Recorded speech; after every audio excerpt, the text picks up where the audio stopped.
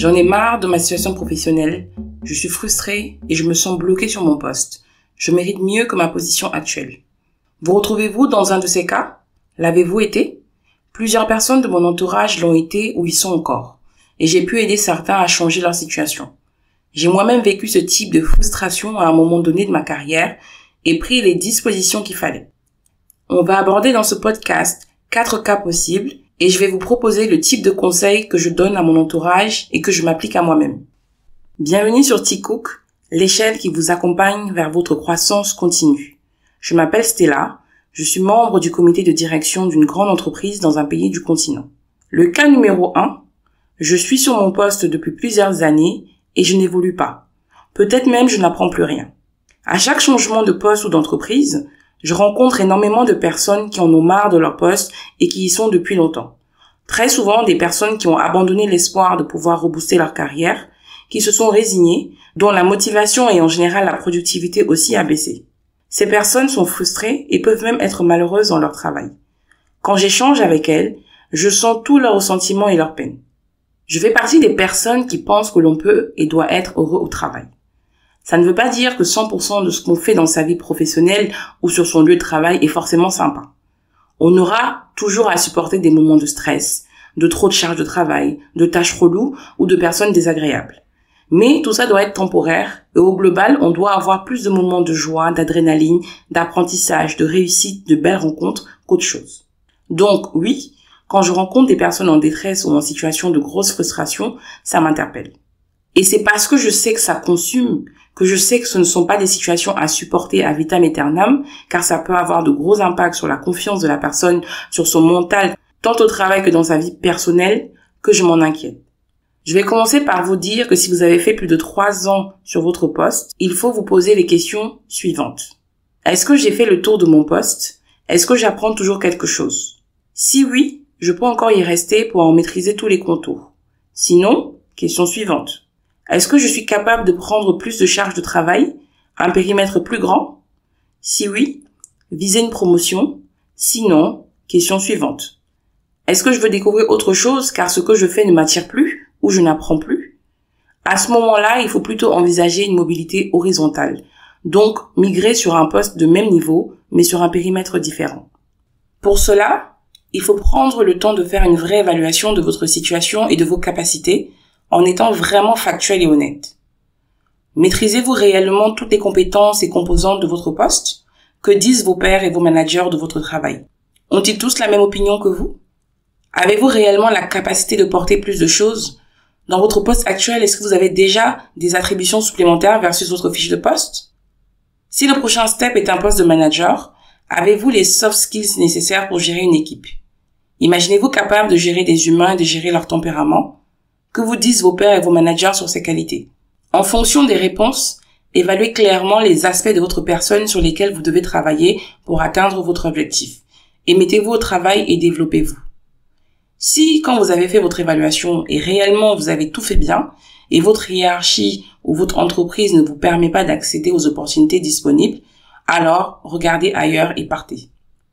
Il arrive que certaines personnes soient frustrées que d'autres personnes étant arrivées après elles aient pu grimper dans l'échelon de l'entreprise et aient évolué beaucoup plus rapidement. Désolé de vous le dire, le seul critère de l'ancienneté n'est pas un critère valable. Il faut l'associer à d'autres critères, comme les compétences techniques acquises, les compétences douces, soft skills détenues, à la performance, au potentiel, etc.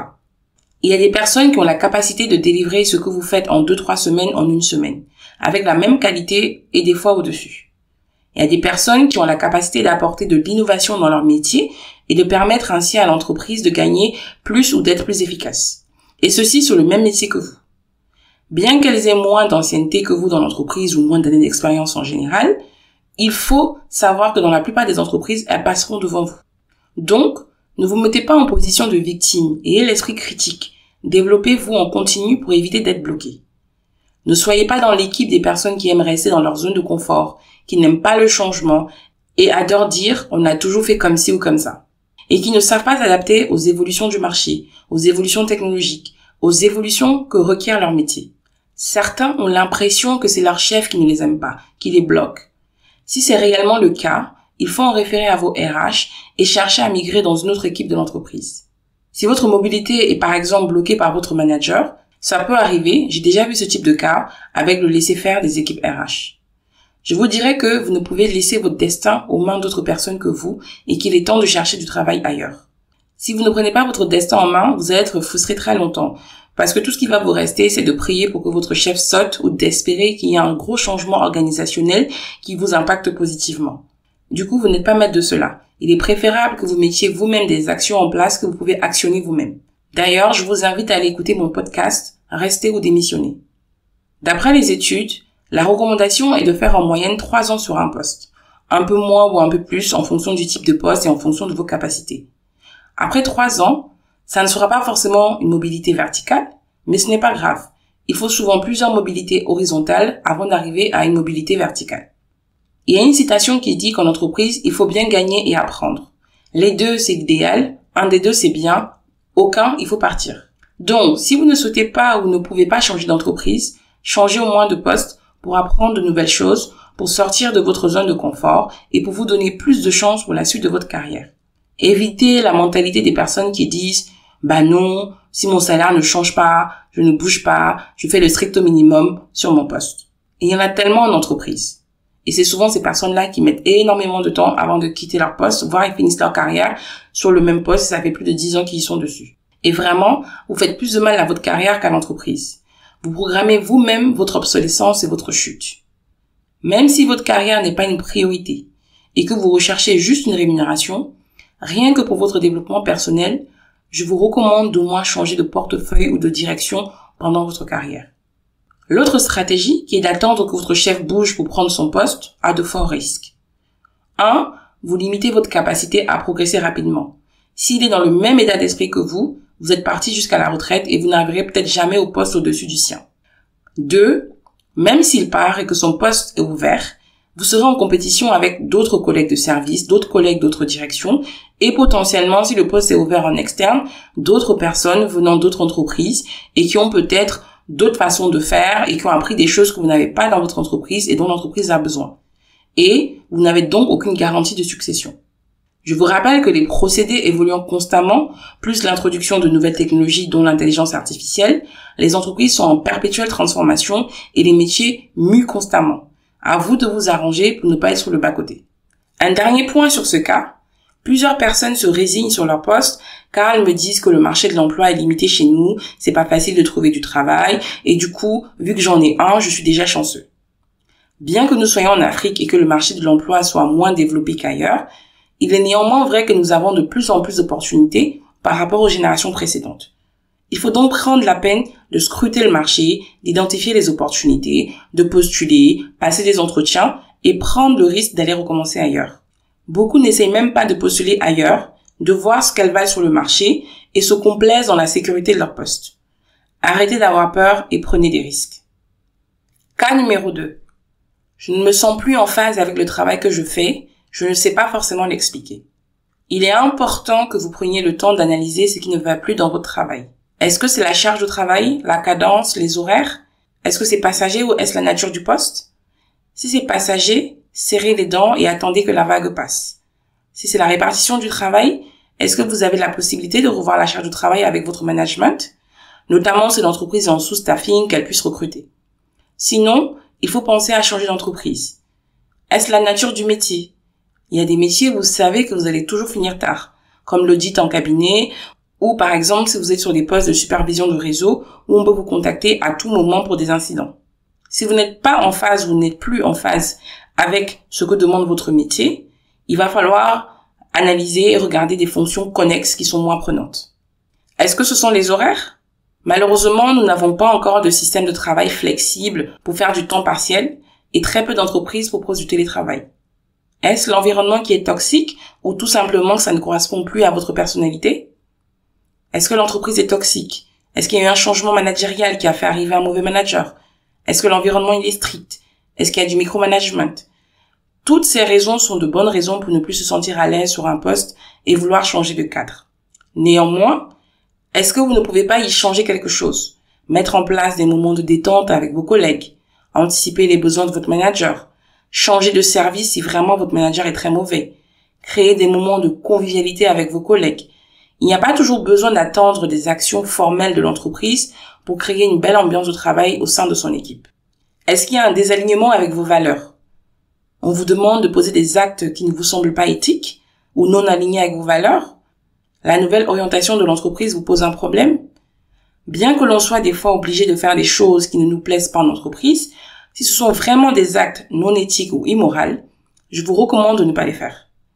Et si vraiment vous êtes obligé, il faut formaliser votre désaccord et le fait que vous le faites à contre-cœur. Si c'est récurrent, il faudra changer d'entreprise. Avez-vous l'impression qu'il y a une perte de sens dans votre métier? Vous ne voyez pas quel impact positif apporte votre fonction? À vous de donner du sens à votre métier, à votre fonction. Donner du sens à votre présence en entreprise. J'ai toujours mis un point d'honneur à donner du sens à ce que je faisais, par la manière dont je faisais les choses, par l'impact que je pouvais avoir auprès de mes collaborateurs, auprès de mes collègues, ou par l'impact que je pouvais avoir dans le fonctionnement de l'entreprise.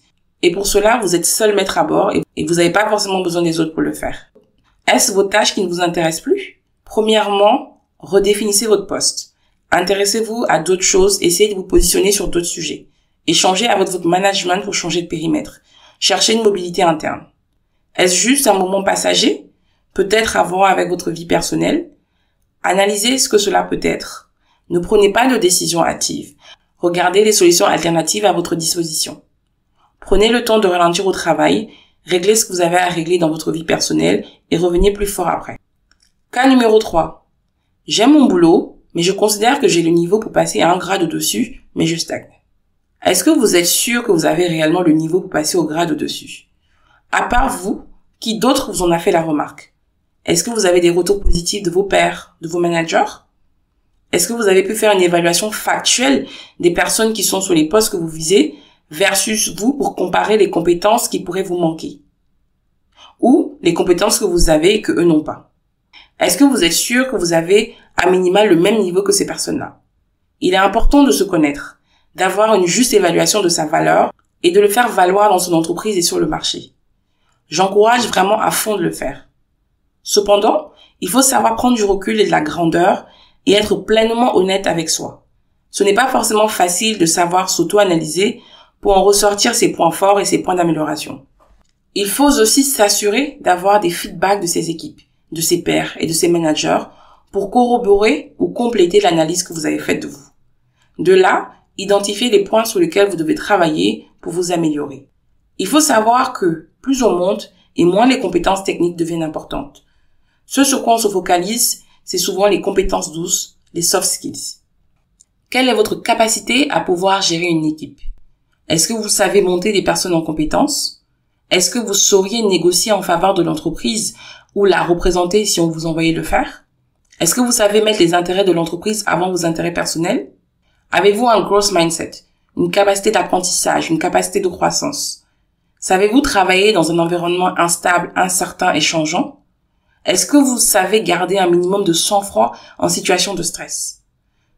Ce sont tous ces éléments et bien d'autres qui sont analysés chez vous et vos collègues pour identifier les successeurs de demain.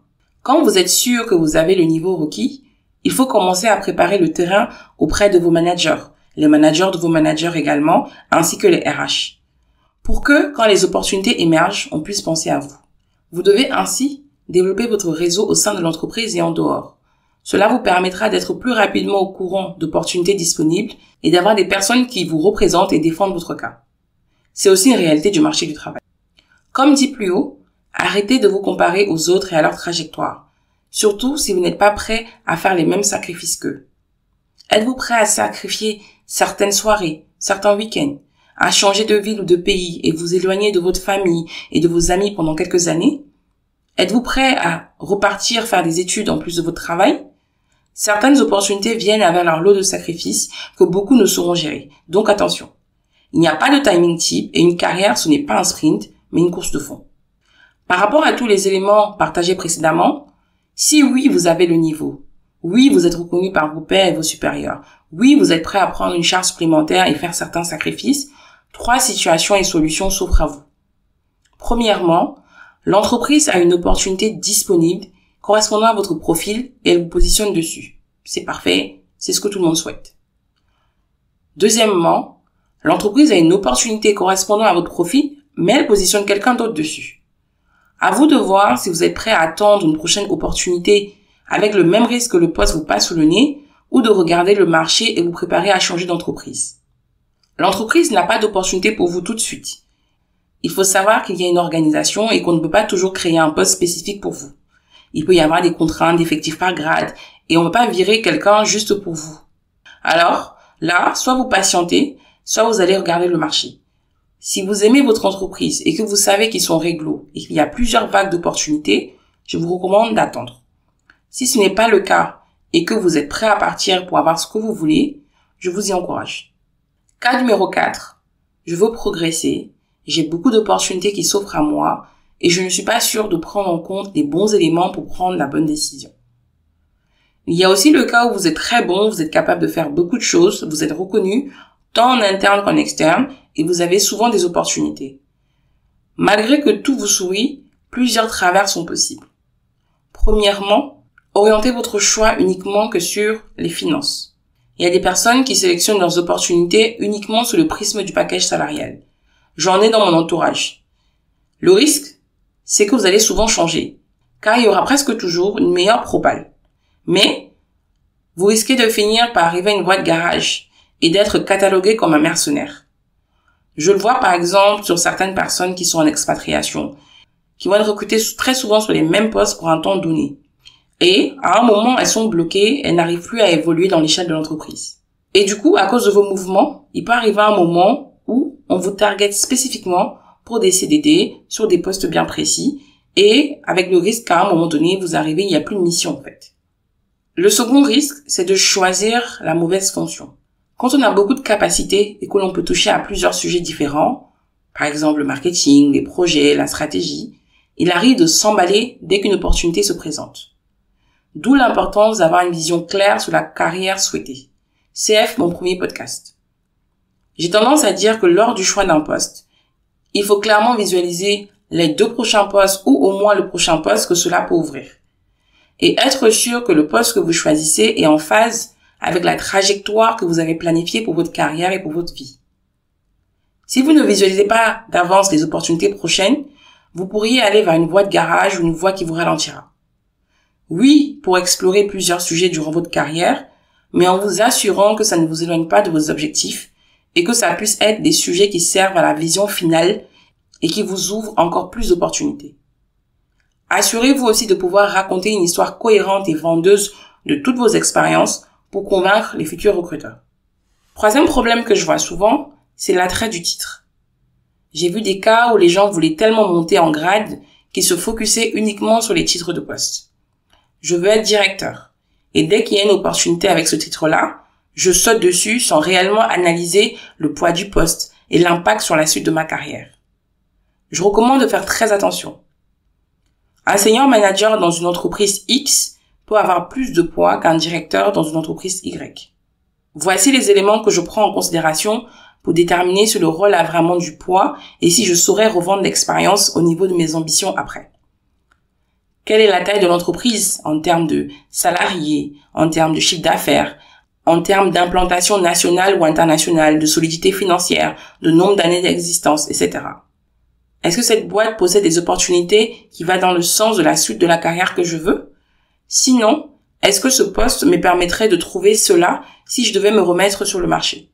Parce qu'il ne faut pas se leurrer. Sur des hauts niveaux de poste, les entreprises regardent tous ces critères pour vous recruter. Par exemple, vous êtes senior manager dans une entreprise de 1000 personnes. Vous avez 50 personnes dans votre équipe, un budget à votre main. L'entreprise fait 100 milliards de chiffre d'affaires annuel. Versus, vous êtes directeur dans une entreprise de 100 personnes avec un chiffre d'affaires de 5 milliards. Tout de suite, quand vous allez vouloir aller dans une grosse boîte, on va regarder ces éléments pour vous recruter. Ou encore, on vous propose un poste de manager dans une autre structure et en fait, à part vous-même, il n'y a personne à gérer. Bon, êtes-vous vraiment un manager? J'ai aussi connu des cas où j'avais des amis qui étaient sur des fonctions supérieures à la mienne dans d'autres entreprises et qui gagnaient beaucoup moins que moi sur une base de salaire local. Et j'ai jamais vraiment compris l'intérêt d'avoir un gros nom de poste et d'avoir un petit salaire. Sachez que dans les grosses boîtes, Tous les éléments que j'ai précités sont analysés et pris en compte pour valider une candidature, pour calculer votre package salarial ou pour identifier le grade équivalent chez eux. Attention donc aux titres ronflants sans poids derrière. Réfléchissez toujours à faire des choix qui vont accélérer la suite de votre carrière. Pour conclure sur ce podcast, quand vous êtes frustré sur votre poste, posez-vous les bonnes questions. Faites l'analyse de votre situation en commençant par l'analyse de votre personne. Depuis combien d'années suis-je sur mon poste? En ai-je acquis toutes les compétences? Ai-je ce qu'il faut pour le next level? Qu'est-ce que je mets en place pour sortir de ma zone de confort? Ai-je mis ce qu'il faut en place, notamment financièrement, pour pouvoir démissionner et prendre le risque de ne pas être validé à l'issue de ma période d'essai? Selon les réponses à toutes ces questions, vous saurez s'il faille vous former, faire votre lobbying en interne pour une mobilité horizontale ou verticale, ou s'il est temps de changer d'entreprise. Et tous ces choix doivent être en lien avec la vision que vous avez élaborée pour votre carrière professionnelle. Y a-t-il d'autres cas que j'aurais oubliés? Merci de les partager en commentaire sous ce podcast ou sur notre page LinkedIn. Rendez-vous la semaine prochaine pour un nouveau podcast. Prenez soin de vous et misez sur vous pour votre réussite.